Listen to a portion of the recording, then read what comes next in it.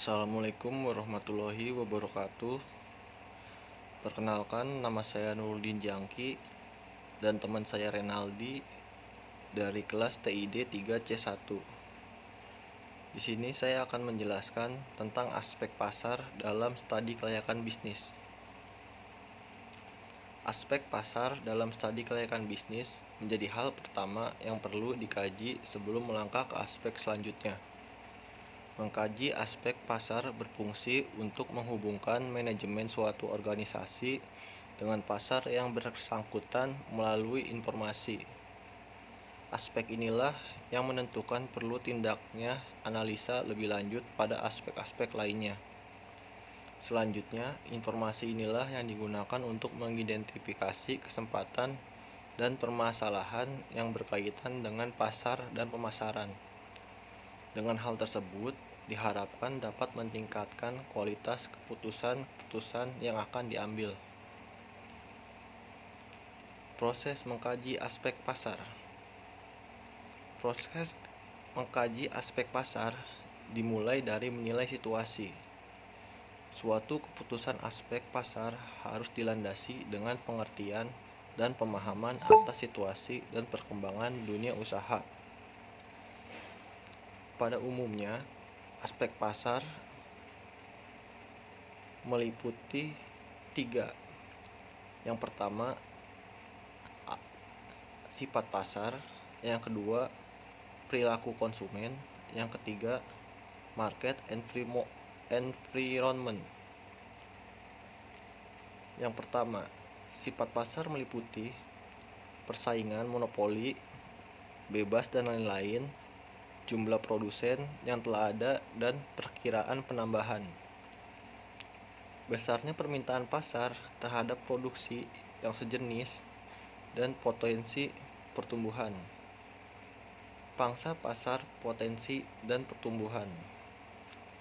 Yang kedua, perilaku konsumen meliputi pertama, lapisan masyarakat pembeli. Kedua, sebab atau dorongan dan motivasi untuk membeli. Ketiga, kapan di mana volumenya berdasarkan musiman atau relatif tetap. Membelinya di pasar, di toko, atau di pabrik berdasarkan pesanan atau agen.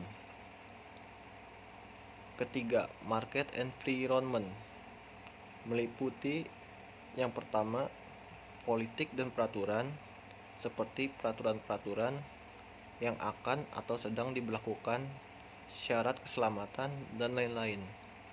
Kedua, sosial dan ekonomi seperti perubahan komposisi kependudukan, pekerja wanita, lokasi, nilai-nilai yang sedang menonjol. Ketiga, teknologi, kemajuan aspek teknologi, adanya penemuan baru mengenai proses produksi serta peralatan yang mendukungnya. Lanjut ke program pengkajian. Program merangkum tugas-tugas yang spesifik dan memusatkan pada sasaran tunggal, seperti pengembangan suatu produk untuk mendukung suatu strategi perusahaan yang lebih besar. Contoh problem definition beserta program pengkajian aspek pasar suatu produk dapat meliputi pertama, segmen, kedua, pola dan jaringan, ketiga, promosi. Selanjutnya ada survei pasar. Ini meliputi ada 5. Yang pertama, menentukan sasaran yang menjadi proyek survei. Yang kedua, memilih skema sampling dan ukurannya. Yang ketiga, menyiapkan pertanyaan. Yang keempat, menerima dan menyaring jawaban dari responden. Yang kelima, analisis dan peramalan. Kebijakan, peraturan, dan perencanaan pemerintah. Perencanaan, kebijakan, dan peraturan pemerintah amat besar pengaruhnya terhadap penawaran dan permintaan produk hasil proyek serta menjangkau aspek yang amat luas, seperti 1. perencanaan nasional yang berkaitan dengan pembangunan fasilitas dan prasarana produksi. Kedua, peraturan pengendali impor-ekspor. Ketiga, kebijakan dan peraturan aspek finansial. Keempat, pajak dan bea masuk. Kelima, kebijakan pemakaian produk dan sumber daya domestik. Keenam, rangsangan ekspor. Ketujuh, pemberian subsidi dan lain-lain. Pangsa pasar dan persaingan. Pada bagian pangsa pasar, kita harus menentukan pangsa pasar yang ingin diraih. Upaya penetrisasi pasar, seperti apa yang bisa dilakukan, serta komposisi marketing mix. Kemudian, dari sisi persaingan, perlu dilihat tentang kondisi yang ada. Apakah monopoli, setengah monopoli, atau persaingan bebas. Kemudian, melakukan identifikasi perusahaan pesaing.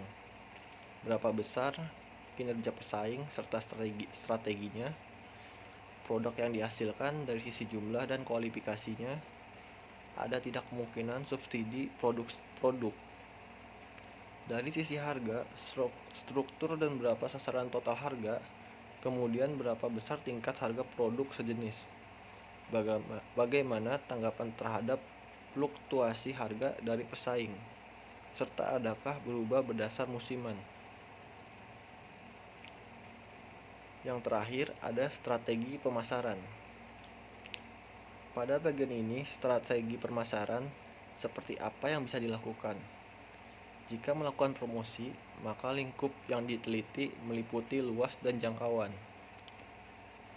Metode yang dipakai apakah menggunakan advertensi, hadiah, dan lainnya.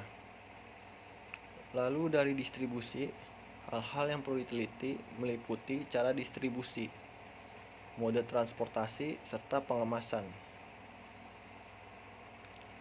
Demikianlah pembahasan aspek pasar dalam studi kelayakan bisnis. Semoga jadi bermanfaat. Terima kasih.